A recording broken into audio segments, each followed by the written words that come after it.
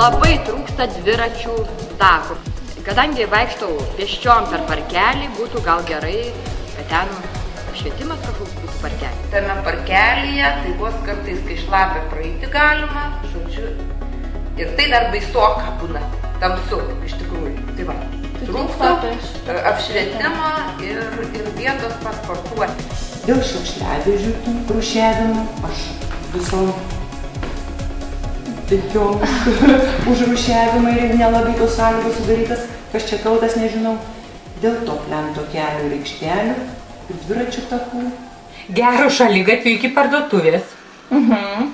Iki parduotuvės, Pavinčių, pavyzdžiui. Nu, galėtų iki miestą būti takelis dviračių, gatvės asfaltuoti. Dulkių labai daug. Bendruomenė trūksta bendruomenės centro. Galbūt tuo bendruomenės centru galėtų tapti Pavinčių mokykla. Visai neblogai būtų, kad būtų asfaltuoti keliai, nes yra sunku eiti ir aišku, būna šlapios kelias. Mes patys irgi važinėjame su dviračiais, tai irgi nėra per parkelį iš viso jokio. Labiausiai pasigendu.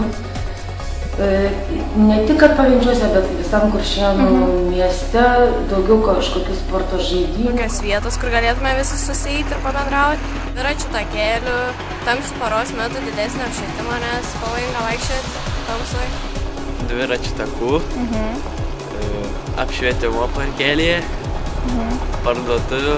Trūksta labiausiai dviračių takų, nes takeliai yra gan siauri ir pėstieji dviratininkai sunkiai prasilenkia, o gatvę važiuoti yra nesaugu.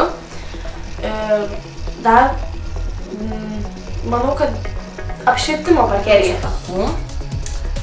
Trūksta apšvietimo parkelyje ir šiaip galėtų būti daugiau gatvėse. Ir norėčiau, kad pasikeistų autobusų tvarkaraštis. Nėra dviračių takų.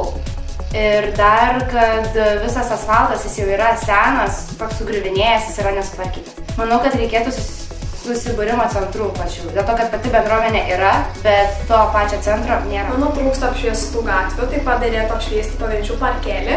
Ir manau, kad galėtumėm laisvos žemės plotus išnaudoti jaunimo susibūrimo centrams įkurti.